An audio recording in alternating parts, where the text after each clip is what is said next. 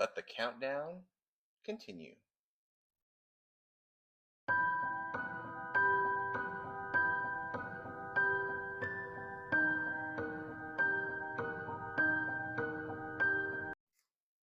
And welcome to Indie Authors I Have Read More Than Once, Part 3, in which we will count down numbers 10 through 6 of my favorite indie authors, again, that I have read more than one of their books. So if I've read like a standalone novella and a novel, or a novel, 2 novels, 3 novels, whatever, you're qualified to get on this list.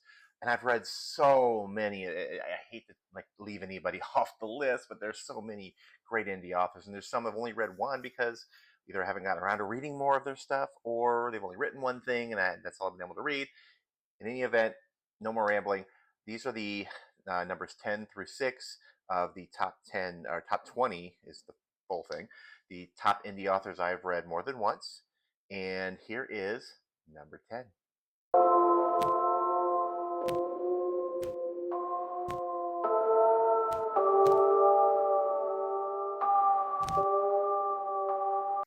Yep, at number 10, Harriet Evering. Now, we all know Harriet as the publisher of the Horoscope Zodiac Anthology series. Currently, there are 4 books out in this series with more to come. But she has also written other novels. She co-wrote a novel called The Summoning. And this is awesome because when I met Harriet last year, she actually went and signed my one-of-a-kind hardcover copy of this. It's awesome. She's also the author of a standalone novel called Cursed Legacy, about 4 families over generations who have been cursed by this dark being.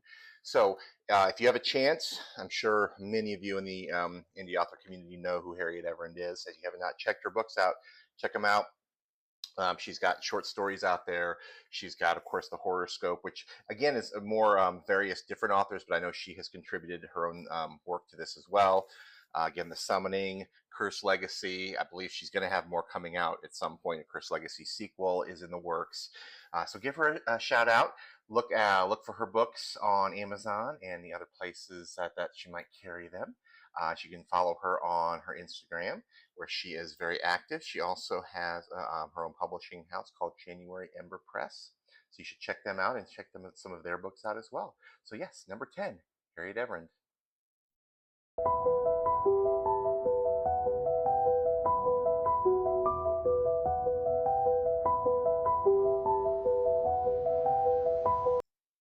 At number 9, Amanda Yeager, author of the Emily Ellis trilogy. Now, the first book is Paint by Murders. It was actually my indie book of the year that I read in 2023. It is a murder mystery about a young lady. You call her Mills, but her actual name is Emily Ellis. And she is an artist. She is trying to paint with these paintbrushes just kind of keep showing up, and really weird things, and people are dying around her. It's really bizarre, and it leads into part 2, Paper Machete, and then Majestic Corpse, which is the 3rd book in the trilogy.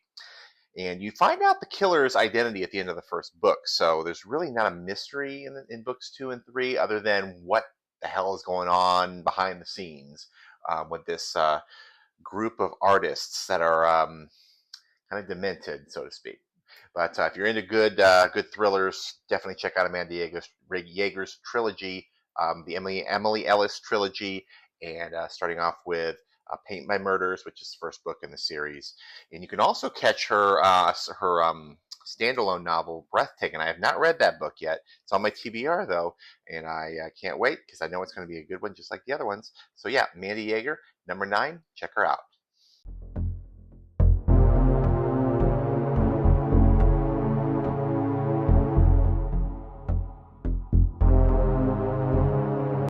All right, at number 8, author E. Reyes, who is a horror author, has several pieces out there. He's written a lot of shorter works, short stories and novellas. I know he's got collections of short stories out there, but he's also written a few novels. In fact, my favorite piece of his is The House on Moon Creek. That is a novel, kind of a haunted house tale. He's also got The Love Song of Nathan Crane. He's got some great funny titles to his stories. But he also has written some of the most gruesome B-style horror stories. You think back to like the 80s and some of those cheesy B-movie we all watched. Those of us who are my age anyway. And that's kind of like some of the stuff he's written, some of the shorter stuff. Like there's Evening of the Mutated Undead and Christmas Night of the Scurry Furry, just these little terrorizing, gory stories. And they're just so fun to read. And a lot of the shorter ones, you can get through them pretty quickly and just be entertained. He's written a lot of holiday horror stories, so not only Christmas, but also Halloween. So definitely check him out. If you're a horror fan, you've probably already heard of him. If you haven't checked him out, what are you waiting for? He is my number 8 author that I have read, indie author, and I would highly recommend checking him out if you haven't already. Again, 𝐸_REYES, he is at number 8.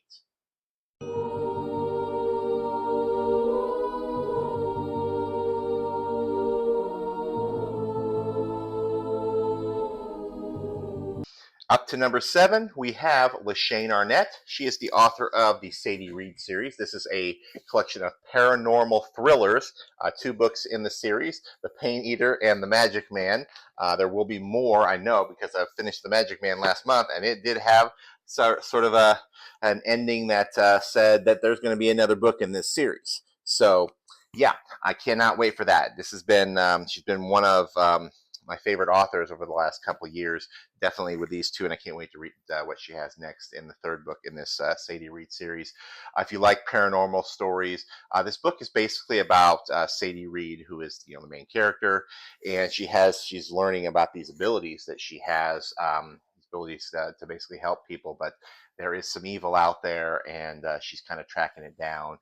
But there's definitely the ending of the 2nd book left it open for a 3rd one for sure, and I'm really excited, and hopefully we'll get that out. I'm not really sure what her timeline is on part 3 in that series, but I hope it comes out soon because it's a very good series so far. She's becoming one of my must-buy authors. So yeah, if you have a chance, you like paranormal thrillers, a little bit of romance thrown in there as well. I mean, I'm not the romance person, but it is, if you like that, it's in there as well, especially in the 2nd book. I believe The Magic Man actually was my it's my favorite of the 2. It's even better than the 1st one. Really had more action type of a story, where the 1st one was more kind of a coming of age of the character, but still both very well told, very great character development. So yeah, check her out, Lashane Arnett at number 7.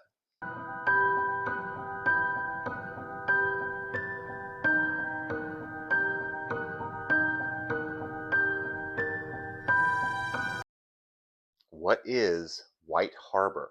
This question, when you get Carlos Rivera's White Harbor series, White Harbor is a very sinister town with some dark secrets to it. And if you've read any of the books in this series, you will understand that there is some evil afoot.